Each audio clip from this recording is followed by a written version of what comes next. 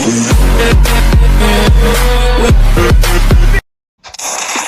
Sintayong dibalik performa pemain muda di skuad Timnas Indonesia. Para pemain muda sukses menjawab kepercayaan Sintayong di skuad Timnas Indonesia Senior. Kemenangan telak di leg kedua diwarnai dengan debut menarik dua pemain muda. Dua pemain tersebut adalah Hoki Caraka dan Arkan Fikri. Khusus untuk Hoki Caraka sendiri, dirinya tampil impresif pada dua pertandingan lawan Brunei Darussalam. Selain mencatatkan debut sebagai starter, ia berhasil kasih 1 assist, mencetak gol perdana, dan brace untuk Timnas Indonesia. Sementara Arkan Fikri sendiri baru mencatatkan debut pada laga leg kedua sebagai pemain pengganti. Tentu penampilan pemain muda mendapatkan sorotan dari seniornya di Timnas Indonesia. Salah satunya adalah Mark Klok yang memuji performa para pemain muda yang dipercaya tampil oleh Sintayong. Kalau saya lihat banyak pemain muda adaptasi dengan cepat, atmosfer sangat baik, chemistry cepat berjalan, tidak banyak adaptasi karena gaya bermain Sintayong selalu sama, ujar Mark Klok.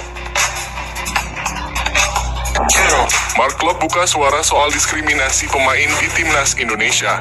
Seperti diketahui, skuad Garuda saat ini banyak diisi pemain keturunan yang bisa memberikan kontribusi yang baik bagi Timnas. Namun meski membawa prestasi, pemain-pemain ini kadang mendapatkan sorotan tajam dari beberapa pihak. Sintayong sebelumnya angkat suara agar tidak ada diskriminasi antara pemain lokal dan keturunan di Timnas Indonesia. Mark Klok menjelaskan pemain yang ada di Timnas saat ini memang memiliki darah Indonesia. Mereka hanya berbeda karena tinggal di luar negeri. Saya banyak berdiskusi dengan pemain soal ini, bagi saya itu bukan naturalisasi. Jika kamu lihat pemain seperti Shaina, Sandi, Elkan, mereka lahir dari orang tuanya Indonesia. Punya background ayah ibu yang memang orang Indonesia, ujar Mark Klok. Maka tidak ada bedanya dengan budaya, pada akhirnya ini soal satu tujuan yaitu Indonesia. Jadi bagi saya semua sama, semua orang Indonesia, jelas Mark Klok.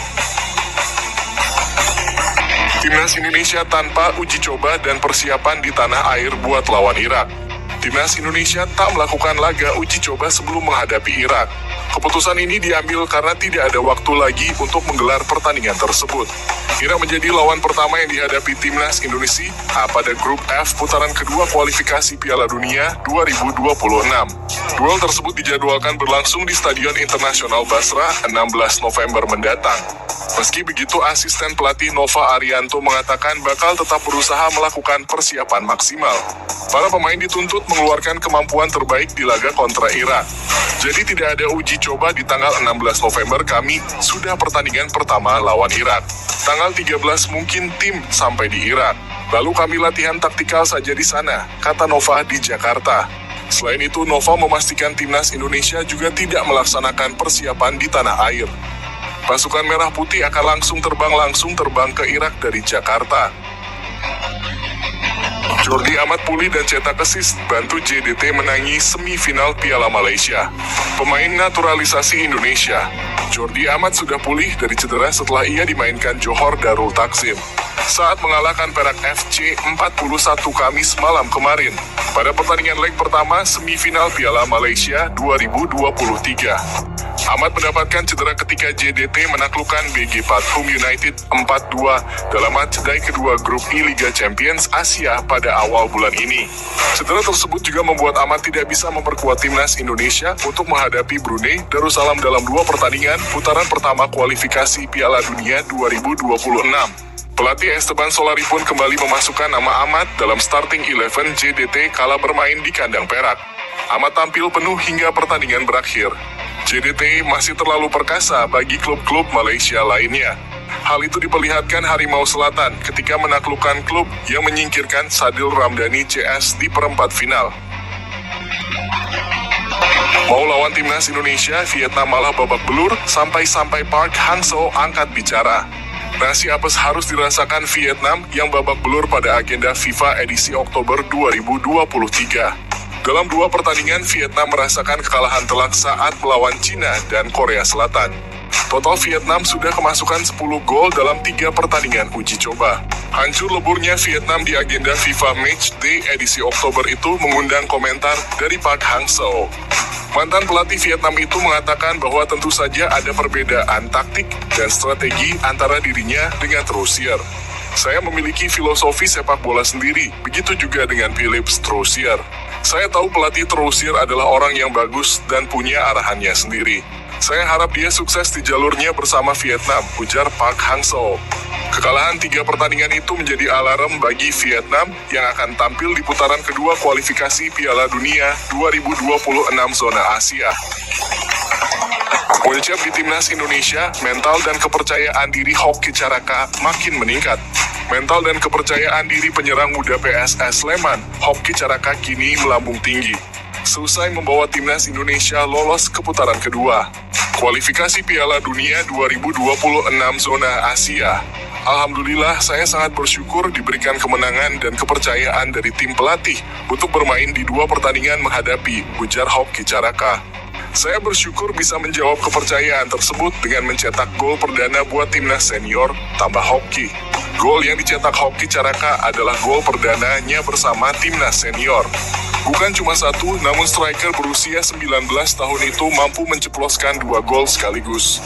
Bagi Hoki, 2 gol tersebut menjadi momentum untuk terus berkembang dan lebih baik lagi.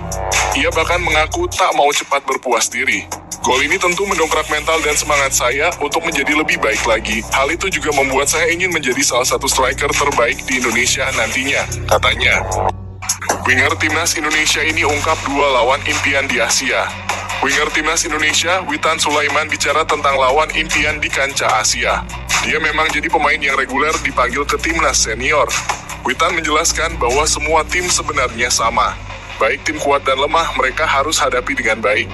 Apalagi semua pemain di lapangan bertarung membawa nama negara.